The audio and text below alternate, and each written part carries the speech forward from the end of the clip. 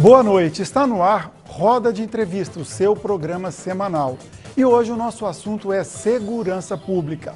O nosso convidado especial é o secretário de Segurança Pública e Administração Penitenciária, Roberto Balestreri, que ocupa o cargo desde março deste ano. Muitos assuntos para a gente falar, uns números divulgados recentemente sobre a diminuição da violência em Goiás e problemas também que a área dele enfrenta. Secretário, antes de mais nada, muito boa noite e muito obrigado por estar aqui com a gente para conversar sobre um tema tão delicado quanto segurança pública. Boa noite, Enzo, boa noite, Cileide, boa noite, Rubens, todos os que nos assistem, né? Esse é um tema que é da responsabilidade de todos os brasileiros, né? É um tema candente e sem um avanço nessa área da segurança, o país vê o seu futuro comprometido. Então esse assunto interessa a todos os cidadãos brasileiros, a todos os cidadãos goianos e é um tema fundamental para o desenvolvimento do Brasil. Com certeza. E para ajudar nessa conversa, nós convidamos o Rubens Salomão, da Rádio 730, do Jornal Hoje. Rubens, mais uma vez com a gente aqui, sempre boa a sua presença. Muito obrigado. Agradeço. Obrigado, Enzo. Um prazer conversar com o senhor, secretário Ricardo Balestreri, Cileide, também um prazer. Obrigado. Um abraço à audiência. E a Cileide Alves, que é atualmente da Rádio Interativa, né, que passou aqui pela TV Brasil Central, pelo Jornal Popular, com a gente mais uma vez. Cileide, muito obrigado e boa noite. Boa noite, Enzo. Boa noite, Rubens. Boa noite, secretário. Boa noite a todos. É um prazer. Secretário, vamos começar com notícia boa, mas depois tem problemas. Foi divulgado hoje, né, esse balanço, me permito até o telespectador, eu dar alguns detalhes, o relatório de ocorrências reativas. São as 12 naturezas de crimes mais de alta prioridade pela Secretaria, que são divididas em 3 fatias, né? Crimes contra a vida, contra o patrimônio, mas que afetam a vida, e contra o patrimônio. Homicídio, estupro e latrocínio no primeiro grupo. Roubos de diversas modalidades e furtos. A gente tem números aqui, vamos pelo menos nos números contra a vida. De janeiro a setembro desse ano, homicídios, vou arredondar, caíram 11%.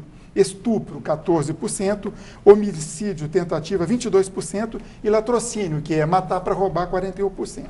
Pegando agora apenas setembro em comparação com setembro do ano passado, o homicídio caiu 36% e a tentativa 41%. Como são muitos números, não dá para a gente falar tudo. Mas o que representa para o senhor esse trabalho em 7 meses na Secretaria? Isso já é uma vitória de vocês?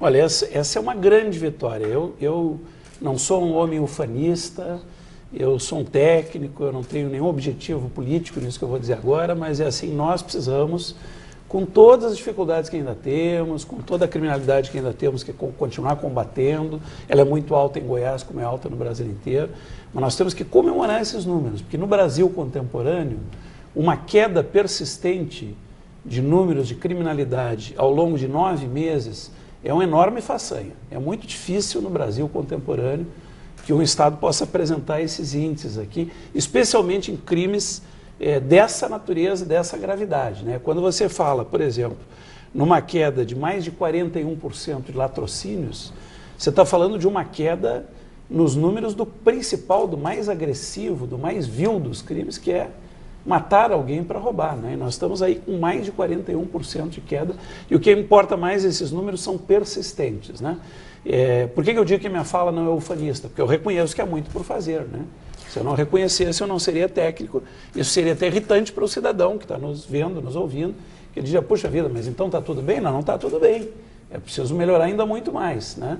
Mas realmente no contexto brasileiro, a sustentação da queda dos 12 indicadores de criminalidade é algo absolutamente extraordinário, sem ufanismo, sem nenhum exagero, não tem outra palavra a não ser essa, extraordinário. E isso não se deve só a mim, isso deve a uma equipe inteira de trabalho, especialmente, eu diria, a dedicação das forças policiais e a nichos de qualidade tecnológica e de inteligência que nós temos funcionando aqui em Goiás. Então, se não é ufanismo, ele tem uma explicação além dessa questão da dedicação da equipe. Quais as razões? Elas se sustentam em quê? Para a gente ter certeza que esses números não são meramente passageiros, não são sazonais. Olha, os números, Cileide, eles podem mudar, né? Quer dizer, tudo pode mudar num país que é dinâmico, onde a criminalidade está em curso, onde a criminalidade organizada está crescendo muito, né? Mas 9 meses de sustentação de queda já não dá mais para dizer que os números são passageiros, né? Eles podem se alterar algum dia, né?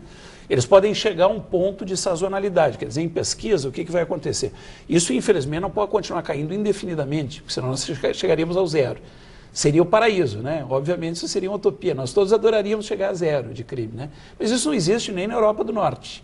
Então nós sabemos que vai chegar um momento histórico, em primeiro lugar, que isso vai se estabilizar, e em segundo lugar que nós vamos ter aumentos e decréscimos sazonais, aí sim, né? Mas esse é um momento histórico que não chegou ainda. Esse é um momento histórico para adiante. Nós estamos sustentando por 9 meses a queda, isso é realmente muito tempo, é o tempo de uma gestação, se a gente quiser comparar, né? Isso é fundamental, como é fundamental a gente saber que nós temos que continuar com a mesma energia no combate ao crime, né? Porque isso não deve nos levar a ficar acomodados. Mas é com só esses energia, números aqui, secretário? O que leva a essa redução? a energia é um dos fatores. Eu diria que são vários fatores. Como em tudo, há múltiplos fatores. Um primeiro fator é que, historicamente, lá atrás o governador tomou uma decisão, né? E eu volto a dizer, não estou dizendo isso meramente aqui para elogiar o governador. Volto a dizer, não sou filiado a partido, eu não sou político, eu sou um técnico, eu servia mais de um governo já como técnico, né? Com resultados aí similares. De partidos diferentes. De partidos diferentes. Só né? para contextualizar, o senhor foi secretário nacional de Segurança Pública no segundo governo do presidente Lula. Foi, eu fui diretor, no primeiro governo do Lula, eu fui diretor de ensino e pesquisa da Secretaria Nacional de Segurança, e no segundo governo eu fui o secretário, mas sempre sem ter nenhum compromisso. Sem ser filiado ao PT, ao PSDB? Nenhuma afiliação a nenhum partido, com um compromisso técnico de melhorar os dados. Então, para explicar para vocês, as causas são múltiplas, né? Uma primeira causa é que lá atrás o governador, e eu dizer que não estou dizendo isso para elogiar meramente, mas porque é a verdade e tem que ser justo, ele tomou uma decisão muito correta de majorar os salários da polícia, né? Isso é um fator fundamental em qualquer lugar para você ter um policial estimulado quando sai às ruas, né? Se os salários eles são muito indignos, o policial ele vai sair e vai fazer o seu trabalho, mas naturalmente esse desestímulo pessoal vai repercutir nos resultados. Então você tem aqui, salvo alguma mudança mais recente, você tem aqui o segundo, no ranking brasileiro, ainda o segundo melhor salário do Brasil, abaixo de Brasília, mas onde o salário é pago pelo governo federal. Polícia né? Militar e Civil. Na Polícia Militar e Civil, os salários aqui são melhores. Então você Mas tem um policial... o PM, que é o que mais corre risco, o PM que está lá na rua combatendo bandido, fazendo segurança, ele ganha em média quanto começo de carreira? O PM em começo de carreira aqui, ele ganha em torno de 4.800, 5 mil e poucos reais, quer dizer, isso para o padrão. Claro que nós queríamos que o PM ganhasse muito mais em todos os lugares, que o policial civil ganhasse muito mais, mas esse salário para o padrão brasileiro é um salário bem superior, ele é o suficiente, depois ele junta com as horas extras que ele faz e às vezes dá um salário bastante bom para o padrão brasileiro, né? Isso faz com que ele saia estimulado, mas ele não sai só estimulado por causa do salário, ele sai estimulado porque há um processo, eu acho há muito tempo, de educação da polícia. Nesse aspecto é bom, e eu sou especialista em educação policial, né? E nós estamos reforçando esse aspecto nos últimos meses, que a consciência do policial de que ele não sai às ruas a serviço nem do governo e nem sequer do Estado. Ele sai às ruas a serviço da população. Ele é administrado por nós do governo, que o fazemos como Estado democrático de direito, mas ele sai a serviço do povo. Então ele tem, junto ao estímulo salarial, ele tem um sobreestímulo que é saber a quem ele presta serviço, né? Então o policial é um cuidador social, ele tem que sair às ruas com essa visão. Mas ele não sabia disso antes? Não, eu acho que o policial, quando ele entra na corporação, ele entra impulsionado pela ideia de ser um cuidador social. Mas se você não alimentar, Cileide, permanentemente essa consciência, a dureza, a crueza, a dor da vida policial, que são fatores muito fortes na vida policial, aos poucos vão roubando isso do policial. Você tem que trabalhar isso o tempo inteiro. Mas esse não é o único fator, quer dizer, tem outros fatores, né? Um outro fator importante todo o aparato tecnológico que nós temos em Goiás. Nós temos aqui, hoje internacionalmente, é sabido, né, e, enfim, é consenso, que a coluna dorsal da segurança pública é o que a gente chama de centro de comando e controle, né? Nós temos centro de comando e controle espalhados por todo o Brasil. Mas nós temos o Centro de Comando e Controle de Goiás, que é uma referência de qualidade. Então nós temos nichos Não é que a gente só tenha coisa de qualidade, a gente tem coisas mais avançadas e outras mais atrasadas. Mas nós temos nichos de qualidade tecnológica que são absolutamente diferenciados. E que aqui não se constitui em função de Copa do Mundo e nem de Olimpíadas. Aqui se constituiu por outras razões. Agora, essa central, ela já não existia antes? Aí, não só a central. O senhor falou 3 fatores aqui. O senhor falou dos salários, que eles já eram nos valores atuais antes de 9 meses atrás. O senhor falou sobre o estímulo do policial e o senhor está falando dessa central. Essas 3 coisas que o senhor está atribuindo como causas da queda, elas já não existiam há mais de 9 meses atrás? Elas existiam, mas elas estão sendo somadas a uma política nova, que é aquilo que o governador me pediu para fazer, quer dizer, que é trazer paradigmas científicos internacionais para a administração. Então, por exemplo, na área de comando e controle, nós estamos aprimorando constantemente todos os métodos. Na área da pesquisa, nós estamos constantemente aprimorando os métodos. Recentemente eu tomei uma decisão, junto com a minha equipe, de eliminar o fator que gera mais dúvida, que são mortes a esclarecer. Hoje é uma briga no Brasil inteiro, a questão de... Dá para ter ou não dá para ter? Dá para ter. Dá para ter mortes a esclarecer de maneira séria. Você tem que estabelecer parâmetros de zelo muito rígidos para isso não servir para manipulação. Eu preferi, ao invés disso, fazer uma coisa mais drástica. Aqui em Goiás é o primeiro estado brasileiro que não tem mortes a esclarecer. Nas a polícia aqui é obrigada, elas entram onde? Elas não entram. A polícia aqui é obrigada a classificar por proximidade. Por exemplo, se for descoberta uma ossada, não é morte a esclarecer a ossada. Se for descoberta ossada, é descoberta de ossada, né? Se você tiver que, no processo de investigação, fazer um aprofundamento e uma alteração dessa classificação, você vai fazer daí a 1 mês, tem um prazo para fazer, ou daí a 1 mês e meio no máximo, né? Mas você não tem a chance de classificar como morte esclarecer, por quê? Porque é uma enorme briga em outros estados brasileiros, eu, por elegância, não vou nominar aqui, mas é uma enorme briga entre a administração pública e a comunidade acadêmica que não aceita esses padrões.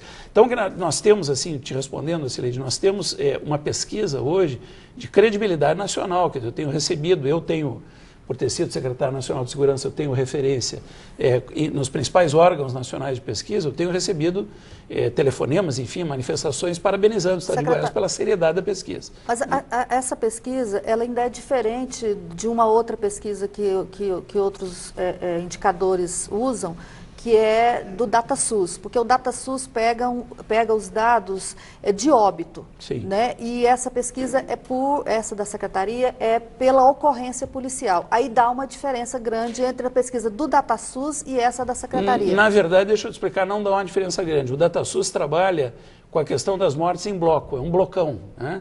E tem razão para isso, porque o DataSUS não tem objetivo em segurança pública. O que a gente faz aqui é fragmentar por razões didáticas para entender mais claramente o que é o que, né?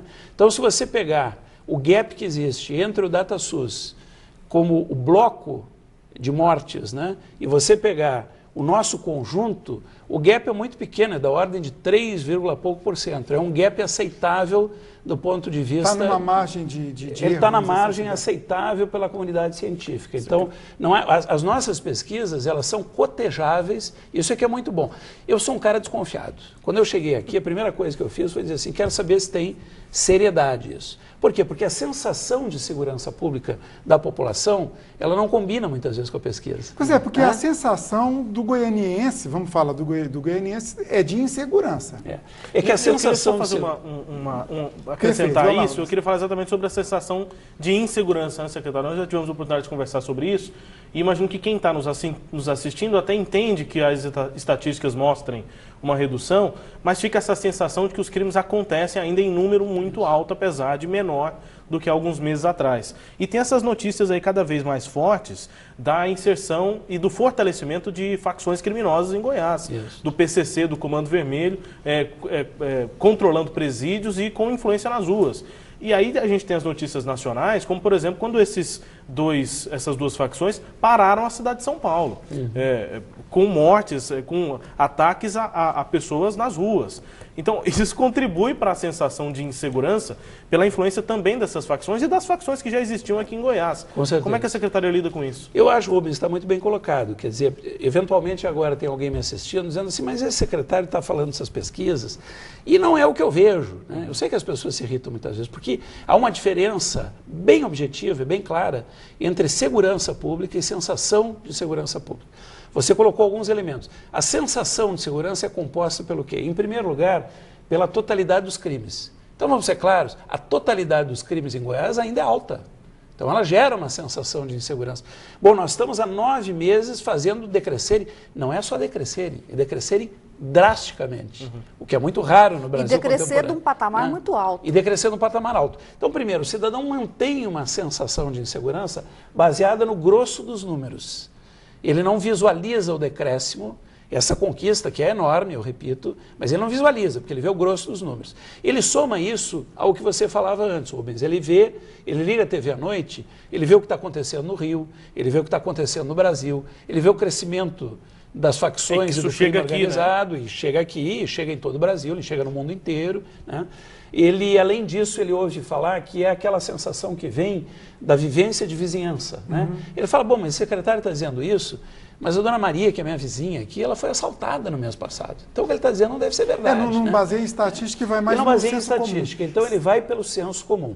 A gente tem que respeitar o senso comum, a gente tem que olhar isso com compaixão, porque, digamos assim, tem merecimento aquilo que o cidadão sente, né?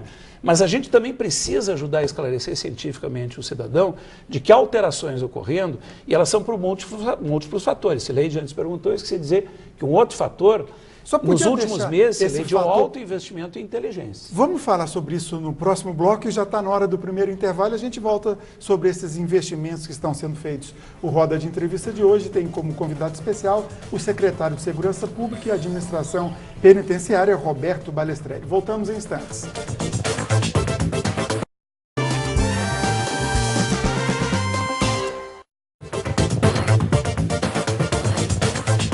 Bom, tem aquele ditado, mata um homem, mas não troca o nome, né, secretário? Eu peço desculpas. Nada. No bloco anterior eu falei de Roberto Ricardo Balestrelli. Então, é parecido. É parecido, né? O mais complicado eu não troquei. O sobrenome, o né? sobrenome, o seu é italiano também, Siamo então, tutti italiani. É claro, você tem facilidade. Mas estávamos falando sobre inteligência, né? Quando a gente pediu para chamar o intervalo, sobre investigação, sobre, enfim, polícia científica. Quando é que a gente vai chegar ao ponto de séries norte-americanas, etc. Aqui em Goiás, isso tem contribuído para esses números que vocês apresentaram hoje? Tem, aliás, Enzo, você lembrou, nós temos um dos melhores núcleos no Brasil de polícia técnico-científica. Estou dizendo isso não é porque eu estou em Goiás, aqui quando eu era secretário nacional de Segurança Pública, já naquela época, aí sim, aí já vem de antes, viu, Cileide, como você dizia, já naquela época, o setor de polícia técnico-científica daqui era um dos mais respeitados do país. Eles produzem muito o tempo inteiro. Vou dar um exemplo para vocês, primeira mão aqui. Essa notícia não dei para ninguém, né? A nossa polícia técnico-científica, através de um dos seus especialistas, depois a gente vai dar o nome dele, a autoria, tudo. E ela acaba de criar, aqui em Goiás, um dos melhores, e eu conheço segurança pública no mundo inteiro, né? Nós criamos aqui, a custo zero, um dos melhores sistemas de identificação facial do planeta.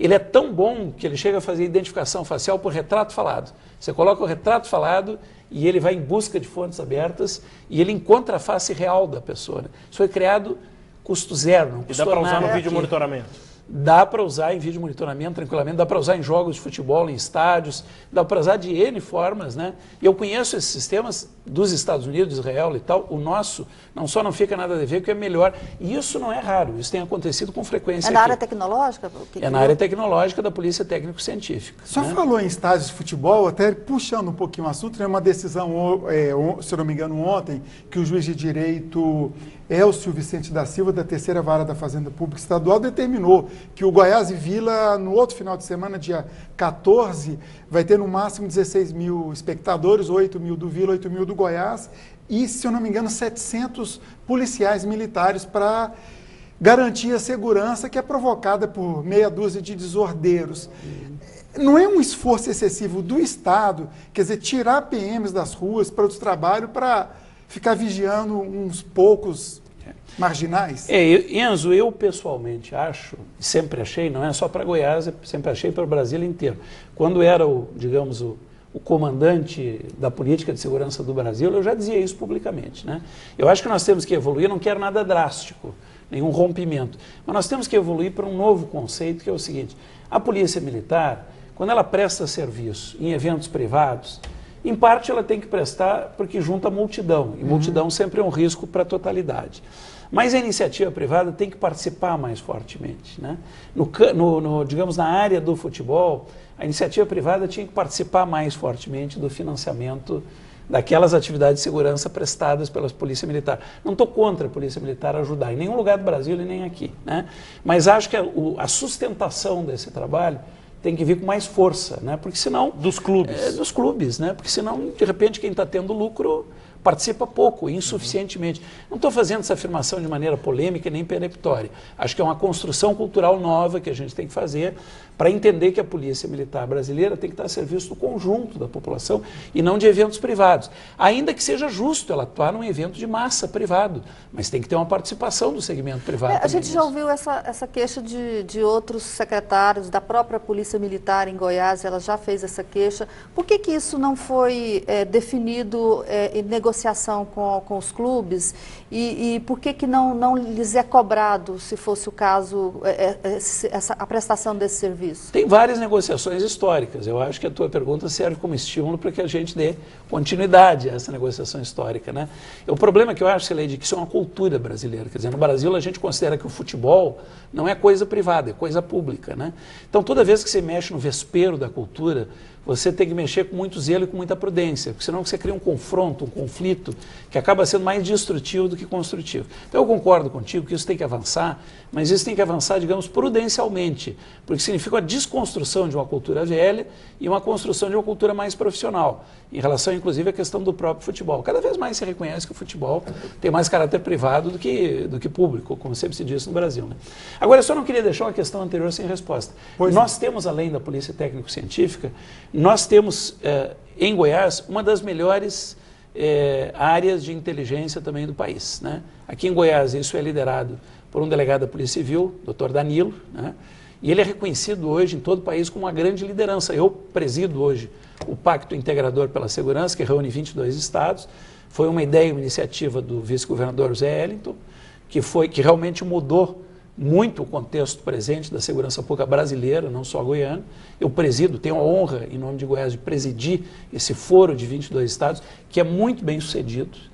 As ações são todas integradas e interestaduais e nenhuma delas foi menos do que excelente. É quando os estados se juntam para combater atividades criminais organizadas. Isso é magnífico e é muito prático, né? Não é uma daquelas reuniões que os estados se juntam, conversam e depois não sai trabalho prático. Não são reuniões de vaidade, nem de exibição e nem de discussão política. São reuniões práticas para combater o crime e, como eu digo, as ações, todas elas grandes e muito bem sucedidas, contra grupos criminais também muito fortes. Mas o que eu ia dizer é o seguinte, nesse foro, o trabalho do Dr. Danilo com a sua equipe, porque não é ele sozinho, é reconhecido como referência para o Brasil. Eu só dou um exemplo, né?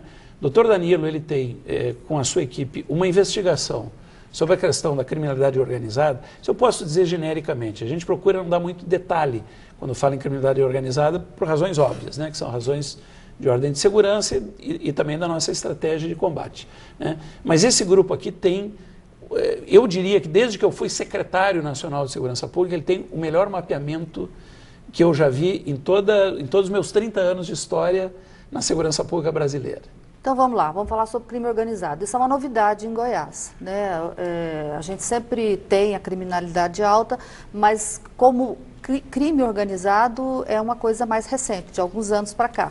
O que aconteceu e quais são os efeitos desse crime organizado nesses índices aí que o senhor mostrou, que caíram, mas que ainda são altos? Bom, nós temos presença, Sileide, de crime organizado, que é um grupo só, não vou dizer o nome deles para não promovê-los, mas é um grupo só, que é o Grupo Paulista, né? E nós temos presença das chamadas facções, que não chegam a ter um nível de crime organizado, mas que são também muito destrutivas, enfim, o senhor está chamando combativas. É esse grupo paulista que o senhor está chamando de crime organizado, além dele tem facções pequenas, seriam pequenos grupos delinquenciais, que a gente chama, né? Então você tem o Grupo Paulista, que ele tem já um caráter típico de crime organizado. Por quê? Porque para ser crime organizado tem algumas características. Quais são? Tem que ter braços nacionais espalhados, tem que ter tentáculos internacionais. Ele tem que infiltrar no Estado tem também. que ter infiltração nas instituições legítimas, né? Tem que fazer lavagem de dinheiro nacional e internacional. Então nós temos no Brasil um grupo. Tem que ter filiados que pagam anuidade. Então nós temos um grupo que tem no Brasil essa característica. Não quer dizer que ele seja pior do que os demais grupos, que são grupos de organizações delinquenciais. Né? No Rio de Janeiro não é organizado? Não é crime organizado ainda. Luta para ser, mas é muito perigoso, é muito danoso para a sociedade, mas é tecnicamente uma organização delinquencial, por exemplo, que vem em segundo lugar, que é inimigo daquele que é o crime organizado. Né? Então essa luta existe, ela existe em todo o Brasil, ela existe no mundo inteiro. Né? Além desses dois que o senhor está falando, um crime organizado, outro delinquencial. Fora esses dois, existem outras facções, por exemplo, genuínas locais ou não? Tem várias no Rio, como tem aqui os subgrupos, mas em geral hoje no Brasil, Cileide, a tendência é esses grupos locais terem algum tipo de vinculação mais ou menos estreita com os grupos que atuam mais no centro do país, né? Até para se protegerem. Agora, o que eu acho importante dizer é o seguinte, por que isso existe agora em Goiás? Que não é o que você falou, você disse por que existe mais fortemente agora. Mas primeiro tem que derrubar um mito, assim, isso existe no Brasil inteiro e no mundo inteiro, né? O maior especialista disso no mundo é o Dr. Moisés Naim, ex-diretor do Banco Mundial. Tem um livro belíssimo chamado Ilícito, né, que é o melhor livro sobre crime organizado no mundo. Moisés Naim diz, para infelicidade nossa, ele diz o seguinte, a indústria mais lucrativa do planeta é o crime organizado. E ela é a única que ameaça o Estado Democrático de Direito. Nem o terrorismo ameaça o Estado Democrático de Direito com o crime organizado. Então eles estão no mundo inteiro, estão presentes também no Brasil, em todo o Brasil, e sempre estiveram presentes, enfim, particularmente na última década e meia, né? Em todos os lugares, em Goiás também, só que eram inexpressivos em Goiás. Tem um crescimento maior no último ano e meio, há 2 anos, 1 ano e meio a 2 anos. Por que tem esse crescimento agora? Porque ele foi, digamos, arregimentando forças em outros lugares do Brasil e aí foi olhando, digamos assim, para a centralidade de Goiás, né? Goiás tem uma vantagem e uma desvantagem. Tem pessoas que dizem que é quase só a desvantagem, né? Goiás está muito próxima à capital federal, né? Então, naturalmente, é um polo de atração, né? É igual o México, né? Está perto dos Estados Unidos. Exatamente, é polo de atração com a questão do poder. Aí é um crescimento. Esse crescimento não chegou ainda num nível que a população precisa não dormir à noite, mas ele chegou no nível que nós temos que ser extremamente zelosos, nós temos que ser extremamente preditivos, nós temos que saber antes o que possivelmente vai ocorrer e nós temos que ser extremamente preventivos, né? Esses dias até as pessoas ficaram preocupadas porque que teve um alerta aí, a polícia entrou em alerta. O alerta não tinha nada de extraordinário e graças a Deus nada aconteceu, né? É porque é um padrão operacional do mundo inteiro que quando terrorismo ou quando crime organizado faz uma ameaça, tem 2 possibilidades. A primeira é ser um blefe. Na maior parte das vezes é um blefe. A segunda é ser sério. E você sempre atua olhando para a segunda. Você sempre atua achando que é sério. Para quê? Para proteger as forças policiais e para proteger a população. Ok, vamos então para mais um intervalo. Secretário, voltamos em instantes. O nosso convidado especial de hoje é o secretário de Segurança Pública e Administração Penitenciária, Ricardo Balestrete. Voltamos em instantes.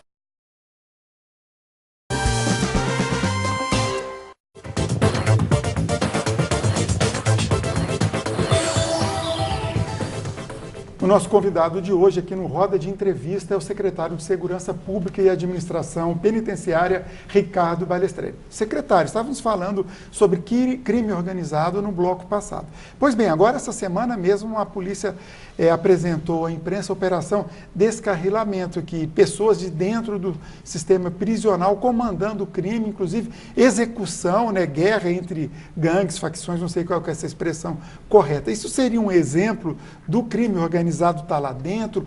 Onde estaria falhando a segurança pública para acontecer isso? Na verdade, Enzo, isso é um exemplo típico do que ocorre em qualquer parte do Brasil, né? Hoje os presídios, lamentavelmente, são considerados pelas facções e pelo crime organizado como escritórios de produção dos seus negócios, né? Isso ocorre particularmente porque na característica brasileira nós temos presídios superlotados. Toda vez que tem superlotação num presídio, as possibilidades de domínio do Estado Democrático de Direito sobre o presídio diminuem e as possibilidades do crime aumentam, né? Quero aqui lembrar que a maioria das pessoas que estão presas não são pessoas perigosas para o convívio social. São pessoas que estão pagando a pena corretamente, mas elas não têm periculosidade na convivência. Agora, nós temos uma fatia das pessoas que estão presas que são altamente perigosas. Quando você junta gente altamente perigosa com uma massa de gente, né, que, desculpa usar um jargão muito popular aqui, que no Rio Grande do Sul a gente chama de bandido chinelão, né? Criminoso chinelão, é quem cometeu delito pequeno, mas acabou preso. Para a gente aqui é o pé de chinelo. Né? Pé de chinelo, né?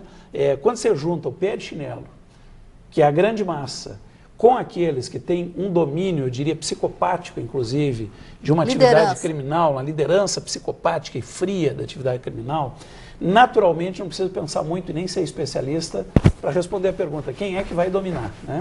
Quem domina são os poderosos. Então, toda vez que você superlota, que você abarrota um presídio, você diminui o poder de controle do Estado. Né?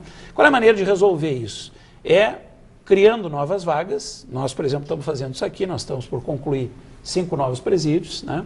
Mas nós, além de criar novas vagas, nós temos que criar novas formas de apenamento, né? Que não sejam... Tem que punir, com certeza, mas não necessariamente com privação de liberdade de todo mundo. Pois é, Por quê? Porque não funciona, não dá certo, aumenta o crime. Aí o senhor entra numa questão que é muito criticada hoje no Brasil, que é a ideia, existe uma ideia de que a nossa legislação ela não é, ela é extremamente liberal e que as pessoas não ficam presas, elas saem da cadeia com muita rapidez e que por isso a criminalidade é alta. Esse discurso, aparentemente, ele encontra eco na realidade. Daí a sensação de que o discurso está correto, né? Como é que o senhor vê isso? Ele encontra eco no senso comum porque as pessoas se sentem desesperadas para assumir com o crime, de qualquer maneira, né? Se isso funcionasse, eu estaria aplaudindo, eu seria a favor também, né? Ou então aquela ideia de que o preso tem que sofrer na cadeia, né? Que tem que sofrer, que é uma vingança, derivação, né? Do bandido bom e bandido morto. É isso. Eu quero deixar muito claro o seguinte, eu não tenho uma visão romântica. Eu acho que impunidade é sempre muito ruim. Quem cometeu o delito tem que ser punido, né? O problema é esse senso comum, essa coisa banal, rasa, superficial, de você achar, em primeiro lugar, que tem lugar para meter todo mundo. Não tem. Eu vou dar dados estatísticos, né? Eu tenho que trabalhar com dados científicos, né? Nós temos capacidade de construir por ano no Brasil, com muita sorte, se a gente somar os esforços de todo o Brasil, governo federal, governos estaduais, assim por diante, nós temos capacidade média no Brasil de construir 30 mil vagas novas por ano. Nós temos 33 mil novos mandados de prisão por ano. Nós temos mais de 250 mil mandados de prisão não cumpridos. Então tem uma pergunta que é de ordem matemática para a gente superar a demagogia e falar do mundo real, né?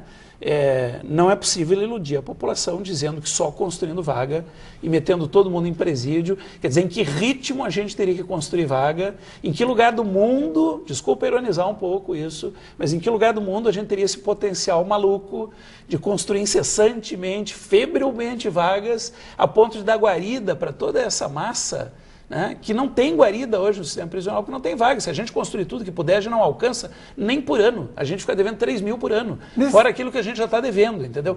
Então, eu não estou contra, quero deixar claro o seguinte, eu não estou contra, e nós estamos fazendo em Goiás, construir novas vagas.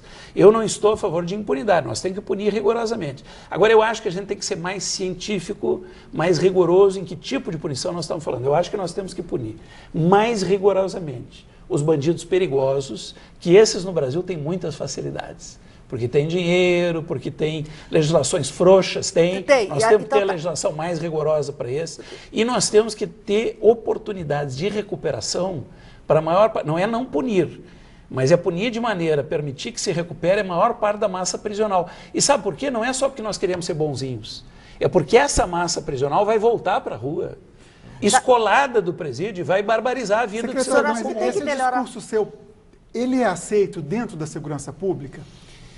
Ele é aceito hoje majoritariamente porque hoje se estuda muito na segurança pública. As pessoas não são mais ignorantes.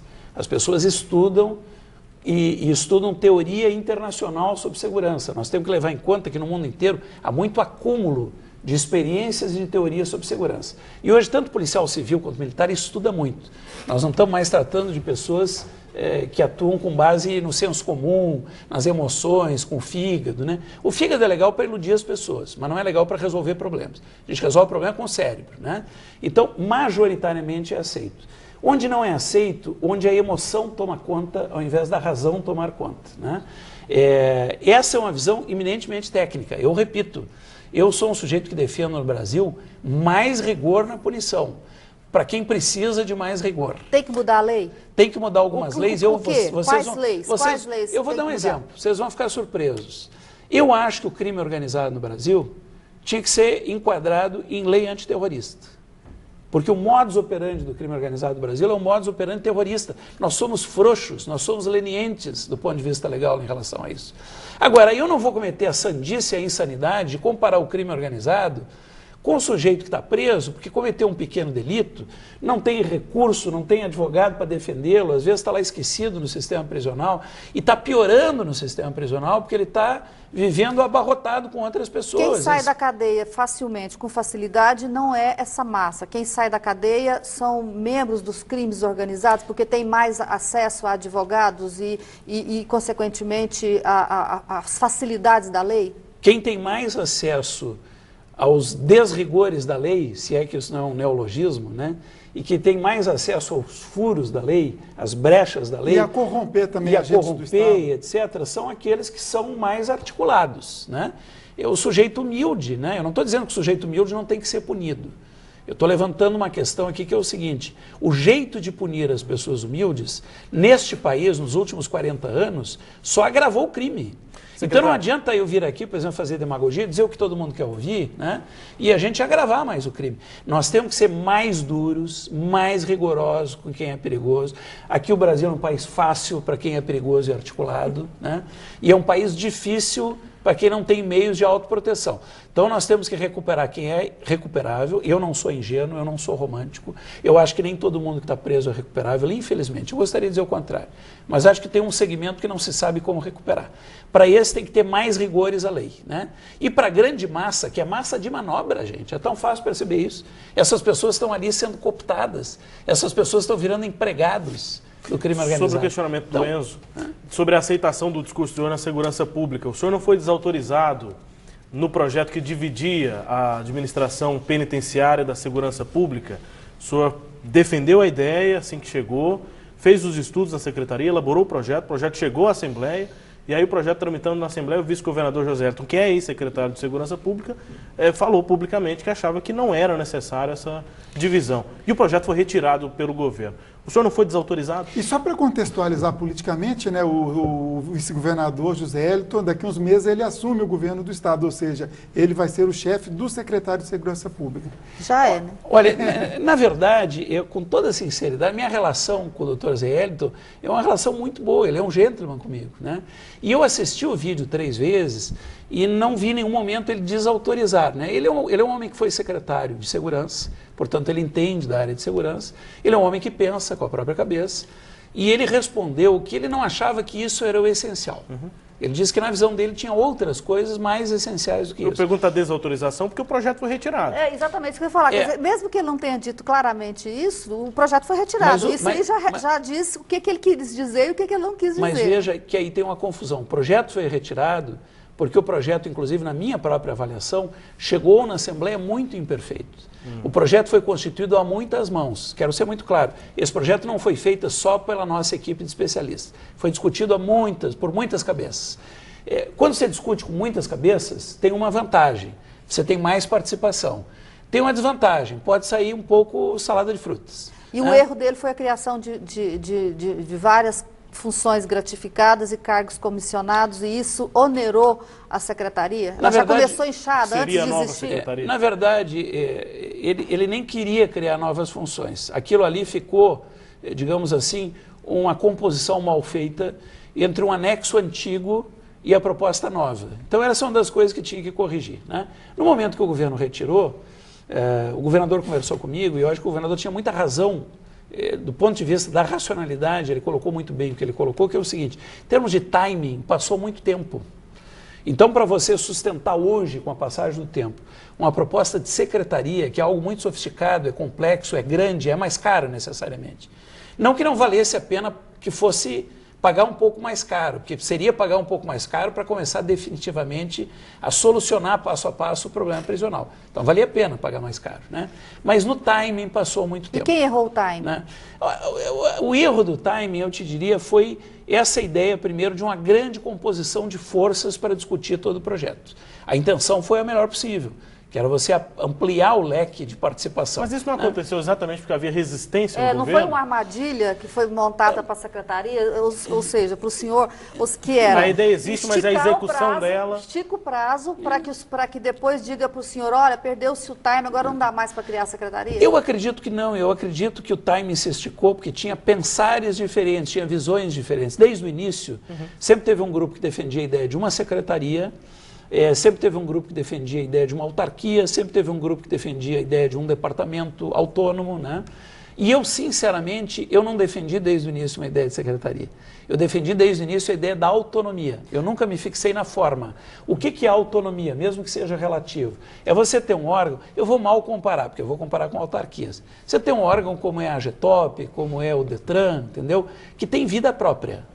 Por que tem que ter vida própria? Porque você tem que botar o sistema penitenciário na vitrine, você tem que dar uma atenção especial para ele, merece uma atenção especial, ele tem que ter administração especializada às 24 horas do dia, sem nenhum exagero, porque quem administra o sistema penitenciário não dorme, faz só isso o tempo todo. Seria então a secretaria como um guarda-chuva e ele com uma autonomia mais específica. Exatamente, perfeito. É um sistema autônomo, eu acho que nós estamos evoluindo nessa direção para um sistema autônomo que fala por si mesmo, né? Que vai ter investimentos específicos para ele, que eu diria assim, que não fica subsumido dentro de uma macro-secretaria. O projeto foi retirado, eu vou querer saber do secretário no próximo bloco. No próximo bloco, tá? O que vai ser feito sem o projeto, e o próximo bloco já é o último, tá? Vamos para o intervalo, então voltamos em instantes. Já estamos chegando no intervalo para o último bloco já. Voltamos em instantes.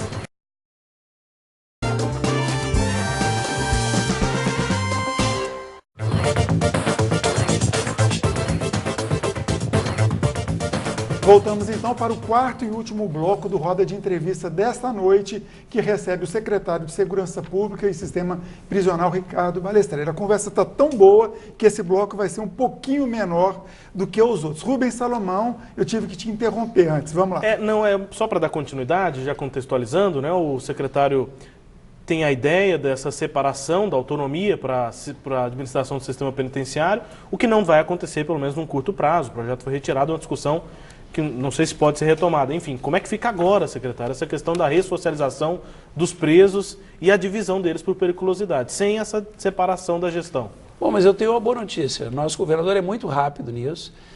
E uma coisa importante, a ideia não é minha, porque eu não sou ninguém, eu sou um técnico, né? Eu sou um técnico, eu sou meramente um técnico. Mas eu sou um secretário técnico, né? Eu não sou, eu não recuso a política é uma coisa nobre. Por que o senhor faz questão de ressaltar? Aliás, é a quarta vez que o senhor fala que é um técnico, eu não quero saber por quê. É porque tem eleição ano que vem, Não, é para deixar claro o seguinte, que eu não tenho nenhum interesse em Goiás, exceto o interesse de administrar tecnicamente o sistema e dar as respostas a contento daquilo que o governador me pede na chamada internacionalmente boa técnica. Aí se resume o meu papel, né? Então, na verdade, o projeto de autonomização do sistema prisional, seja com que formato for, ela não é uma ideia minha, ela é uma ideia do governador. Mas vai acontecer, então? Ela vai acontecer, o governador já pediu, a nossa equipe concluiu hoje, na verdade, rapidamente o reestudo, porque o reestudo não é novo. Nós estamos fazendo só meses, foi só retomar o material. Nós concluímos o reestudo. Eu não posso anunciar ainda qual é que vai ser a modelagem, mas quero dizer que está muito melhor, inclusive, do que aquela última modelagem que foi para a Assembleia, porque agora foi uma modelagem feita exclusivamente, desculpa, vou ter que reforçar de novo, por pessoas de caráter eminentemente técnico, pessoas que entendem realmente do assunto de segurança e do assunto prisional, né? E essa modelagem será apresentada à avaliação do governador. Ele que vai dizer se ficou boa para o gosto dele ou não, para aquilo que ele deseja ou não. Mas nós estamos exatamente fazendo aquilo que ele nos pediu, aproveitando essa janela de oportunidade e criando ainda algo melhor do que aquilo que se propunha anteriormente. Pelo andar da carruagem, a gente sabe então que vai para o governador, depois vai para a Casa Civil, depois vai para a Procuradoria do Estado, aí depois vai para a equipe de orçamento para fazer todos os estudos do custo desse projeto, até efetivamente virar projeto.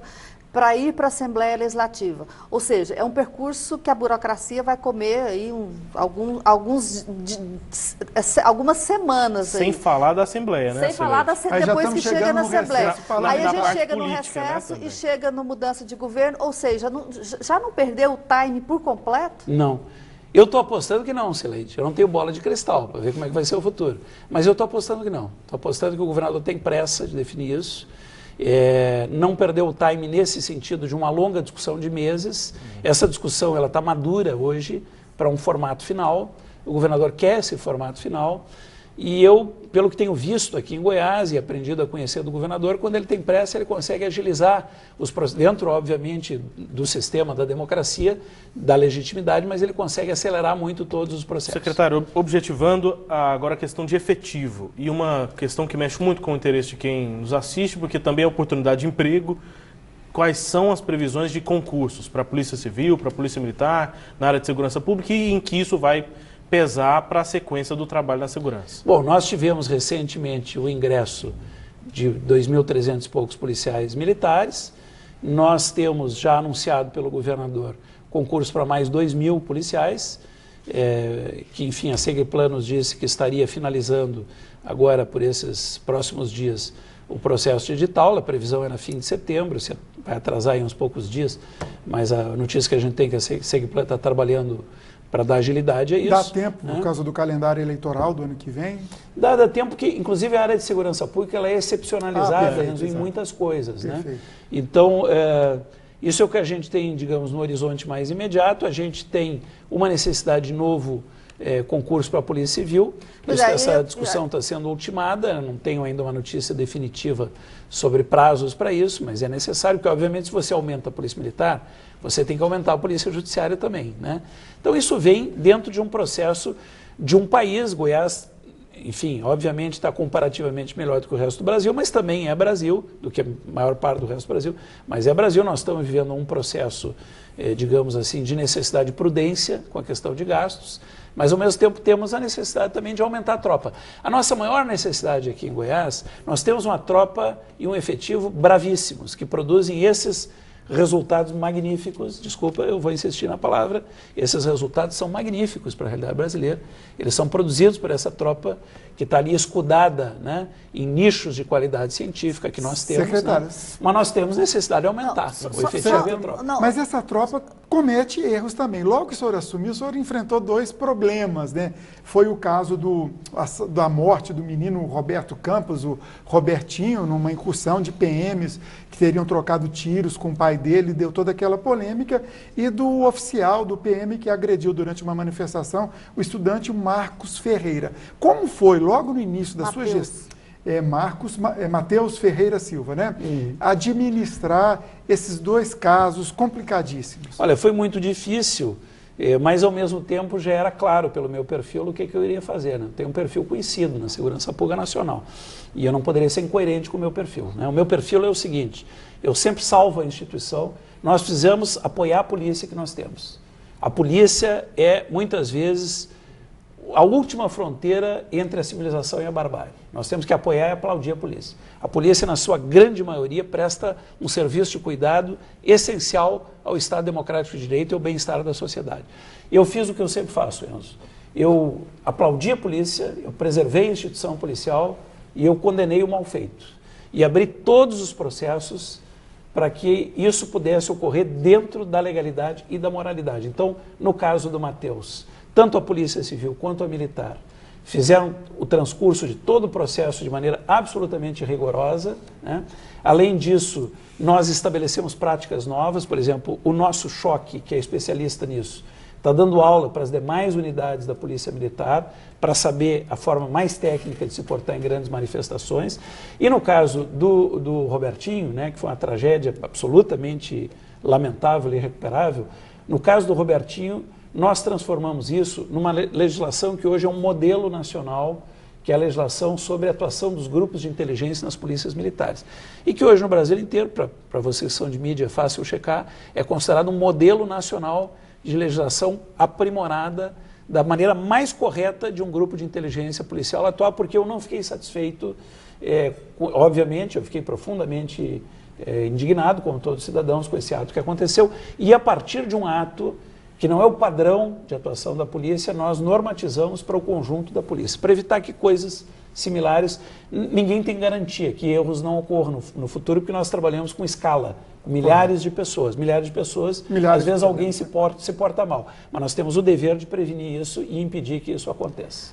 Voltando um pouquinho ao tema ainda do efetivo, aquele concurso de delegados continua suspenso em função da fraude que foi detectada naquela investigação.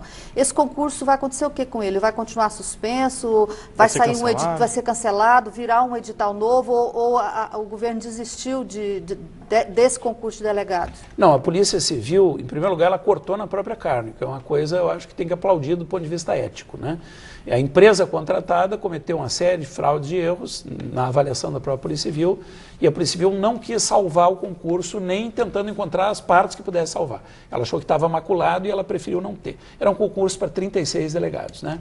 O que está em pauta hoje é outra discussão, é a abertura de um outro concurso para 140 e poucos delegados. Então aquele foi cancelado. Aquele foi cancelado porque não tem, depois de macular a imagem do concurso, mesmo que você conseguisse salvar as partes que não foram maculadas, ficaria uma dúvida na opinião pública e na própria polícia. Ele não foi suspenso até agora. Legalmente, esse concurso está só suspenso, ele não foi cancelado oficialmente. Eu não sabia, não é a minha secretaria que faz isso. Quem faz isso é o Segplan, então eu não tenho detalhes sobre isso, realmente não saberia responder sobre detalhes. O que eu posso garantir é que esse concurso não tem absolutamente mais nenhuma validade. Ele não vai à frente porque ele é um concurso considerado pela instituição que seria beneficiária, que é a Polícia Civil, como um concurso que foi maculado por essa prática. Então, tem que fazer um novo e para mais gente. Outro concurso, então, que está sendo preparado. Que está sendo preparado para mais delegados. E vai sair ainda neste governo, neste ano, não vai? Eu não saberia te dar prazo, porque realmente a Secretaria de Segurança, ela não prepara, ela não executa e ela não chama concursado. Só tem a demanda, né? A gente tem a demanda, a gente tem que depois administrar quando a coisa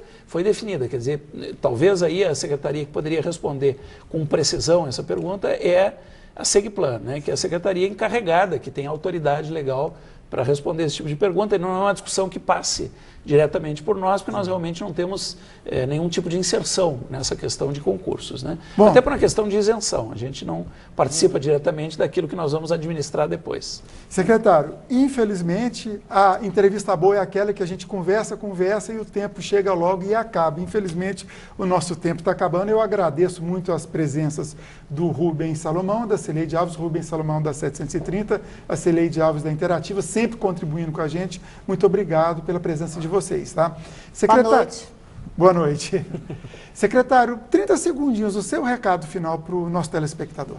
O meu recado final é que eu tenho, e a nossa equipe toda tem a consciência, de que segurança pública é fundamental para o desenvolvimento do Brasil.